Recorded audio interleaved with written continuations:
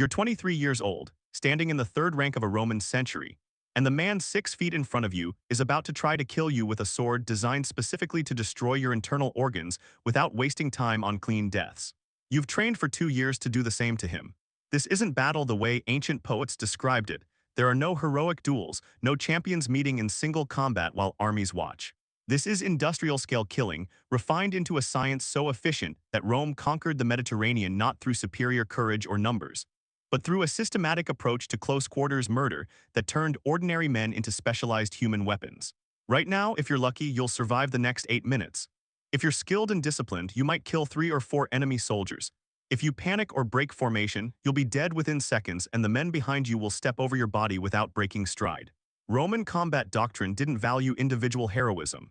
It valued repetition, precision, and the psychological conditioning that allowed you to stab a stranger in the abdomen from 18 inches away. Watch him bleed out at your feet, then immediately transition to the next target without hesitation. Let me show you exactly how Rome turned close-quarters combat into an assassination science that made their legions the most effective killing machines in the ancient world, and why the reality was so much more brutal than anything Hollywood has ever shown you. Here's what you need to understand first. The gladius, that short Roman sword you've been issued, isn't designed for the sweeping cuts and dramatic swordplay you see in movies. It's 18 to 24 inches long, double-edged, with a tapered point engineered for a specific purpose, penetrating between ribs to destroy vital organs. You've spent hundreds of hours training with a wooden gladius against a 6-foot post, practicing the same motion over and over, a short, economical thrust aimed at the solar plexus, the liver, the kidneys. Your instructors measured your strikes. Anything over 8 inches of extension was corrected, wasted motion. In actual combat, overextending leaves you vulnerable. The perfect strike extends just far enough to penetrate 6 to 8 inches, puncturing organs while keeping your body behind your shield protected. The scutum shield you're carrying weighs 22 pounds. It's 4 feet tall, curved to wrap partially around your torso, and it's not just defensive equipment, it's an offensive weapon. You've been trained to use the iron boss in its center as a battering ram, slamming it into the enemy's face or chest to create openings for your gladius. The leather-wrapped edges can be used to hook an opponent's shield and pull it aside. Every component of your equipment serves multiple tactical purposes because Roman military doctrine eliminated waste. Weight you carry must provide value. Motion you make must achieve objectives. Everything else is inefficiency, and inefficiency gets you killed. Now understand the formation you're standing in. The century is arranged in lines 8 men deep. You're in the third rank. The men in front of you will fight for 60 to 90 seconds, about as long as a human can maintain maximum physical exertion. Then rotate backward, and you'll step forward into the killing line. This rotation system means fresh soldiers are always at the front while exhausted men recover in the rear ranks. It's not dramatic. It's not glorious. It's a human assembly line optimized for continuous killing. The enemy fighters you're facing don't get to rotate. They don't have rear ranks of fresh troops. They're going to fight until they're too exhausted to hold their weapons, and then you're going to kill them while they're gasping for air. This is the part historians rarely emphasize. Roman tactical doctrine deliberately created conditions where enemy soldiers would exhaust themselves, while Roman legionaries remained relatively fresh. Before close combat even began, you would have thrown 2 pila, those weighted javelins designed to bend on impact so they couldn't be thrown back. The purpose wasn't primarily to kill. It was to force enemy soldiers to either take hits on their shields, making the shields heavy and unwieldy, or dodge, breaking their formation. Either way, they'd reach the Roman lines already disorganized and tired. Then they'd slam into a wall of shields held by men who were still fresh, still in perfect formation, still following a combat doctrine they drilled thousands of times. Here's what the first moments of contact actually looked like. You're not charging forward in a dramatic rush.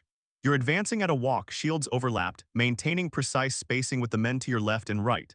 The spacing is critical, 30 inches between each soldier, just enough room to use your gladius effectively without interfering with the man next to you. You've practiced this distance so many times that you can maintain it instinctively even while men are screaming and dying around you. The enemy hits your shield line like a wave against a wall. The impact is shocking, bodies slamming into wood and metal, the sound of shields crashing together, men shouting in a dozen languages. Your centurion is behind you, voice cutting through the chaos, calling cadence. Hold, thrust, step, hold. Thrust, step. You're not thinking, you're executing trained responses. The man in front of you is trying to get around your shield. You see his face, younger than you expected, terrified, screaming something in a language you don't understand. Your gladius moves almost automatically, a short thrust under the rim of your shield, aiming for his lower abdomen. You feel the resistance as the point penetrates flesh, then the sudden give as it slides between his ribs. He makes a sound, not a scream, something more surprised and wet. You withdraw the blade with a twist like you've been trained. He's falling, you don't watch. The man behind him is already there. The kill you just made took approximately 2 seconds. From first contact to blade withdrawal, you didn't think about it. You didn't hesitate.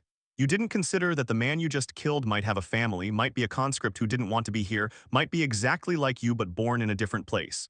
Roman training specifically conditioned you not to think about those things because thinking slows you down and gets you killed. You've been psychologically prepared for this moment through systematic desensitization, starting with killing animals in training, graduating to executing condemned prisoners, learning to associate the act of killing with approval from your unit, with professional competence with survival. Now multiply what you just did by 60 men in your century, times 6 centuries in your cohort, times 10 cohorts in your legion. The Roman military created an industrial process for close quarters killing that operated at scale. Individual Romans weren't necessarily better fighters than Gauls or Greeks or Carthaginians, but Roman doctrine made individual skill largely irrelevant. You didn't need to be the best swordsman. You needed to be disciplined enough to maintain formation, conditioned enough to execute the same killing motion repeatedly without thinking, and psychologically prepared enough to step over corpses and immediately engage the next target. Here's the evidence that makes this undeniable. Archaeological excavations of Roman battlefield sites show wound patterns that are remarkably consistent. Analysis of skeletal remains from sites like Alesia and Teutoburg Forest reveals that the vast majority of fatal wounds are thrust injuries to the torso, specifically targeting the lower ribcage and upper abdomen. These aren't random injuries, they're precision strikes aimed at specific anatomical targets. Experimental archaeology using period-accurate weapons and armor has demonstrated that the gladius thrust, that short, economical motion you've been trained to execute, can penetrate between ribs even through layers of fabric armor, causing massive internal bleeding and organ damage that's fatal within minutes but doesn't kill instantly. The victim remains conscious long enough to fall out of formation, creating gaps for the next Roman soldier to exploit. The psychological dimension was equally calculated. Roman soldiers weren't trained to hate the enemy. They were trained to view combat as a technical task requiring precise execution. Dehumanization wasn't about rage or ideology, it was about emotional distance. You don't kill people, you eliminate targets. You execute tactical objectives. The language used in Roman military manuals is deliberately clinical. The act of killing is described in the same neutral terminology as building a camp or maintaining equipment.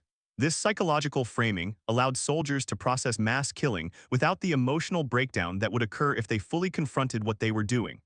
Your hands are shaking now, even though the conscious part of your mind isn't registering fear.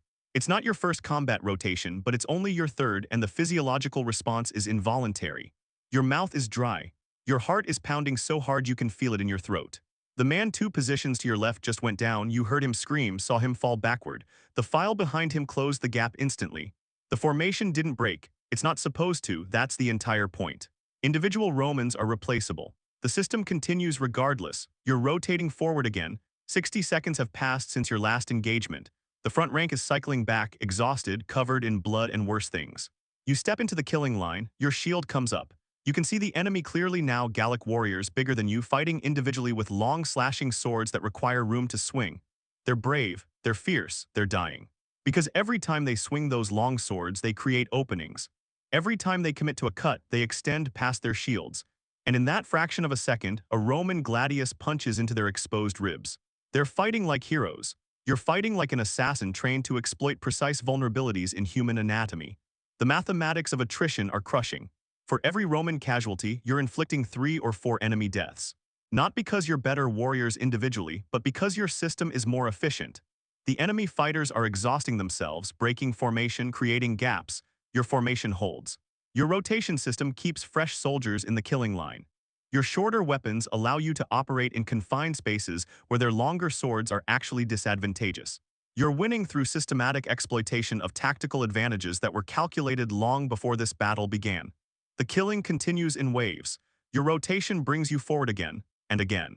Each time you execute the same trained responses: shield up, watch for openings, short thrust to the torso, withdraw, step. The repetition becomes almost mechanical. You're not thinking about individual kills anymore. You're executing a procedure. The emotional processing will come later if it comes at all. Many soldiers never fully process what they've done in combat. They bury it. They become numb to it. They develop the 1,000-yard stare that veterans recognize in each other. The Roman military didn't provide psychological support for traumatized soldiers.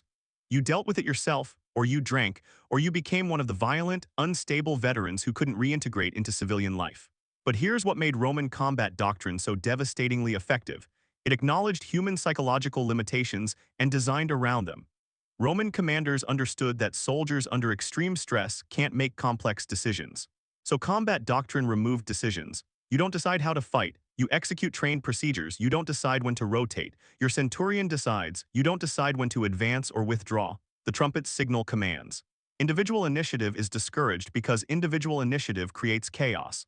The machine works because every component does exactly what it's designed to do, nothing more. The aftermath is when the psychological cost becomes visible. Some men vomit. Some sit down and stare at nothing. Some check obsessively on friends and tentmates needing to confirm who survived. Some are already going through enemy bodies looking for valuables, not because they're greedy, but because focusing on a practical task prevents thinking about what just happened.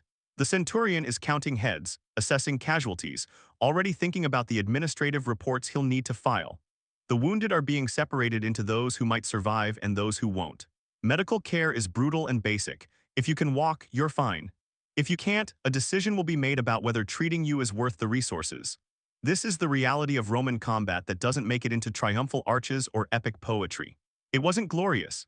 It was systematic, brutal, and psychologically devastating for everyone involved, winners and losers alike. Roman soldiers weren't heroes in the classical sense.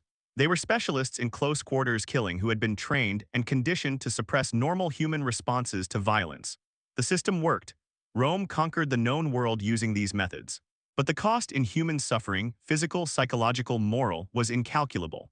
The definitive truth is this: Roman military supremacy wasn't about superior courage or better equipment.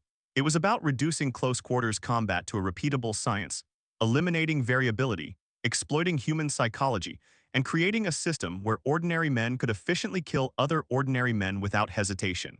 The gladius and scutum weren't just weapons. They were components of an assassination system designed for industrial-scale deployment. If you've learned anything from this investigation into how Rome actually fought its wars, hit that subscribe button on Mythbusting, because we're going to keep uncovering the brutal truths that traditional military history prefers to sanitize. The machinery of ancient warfare was designed by people who understood human anatomy, human psychology, and human suffering with terrifying precision. So what uncomfortable military truth should we dissect next? Drop your suggestions in the comments below.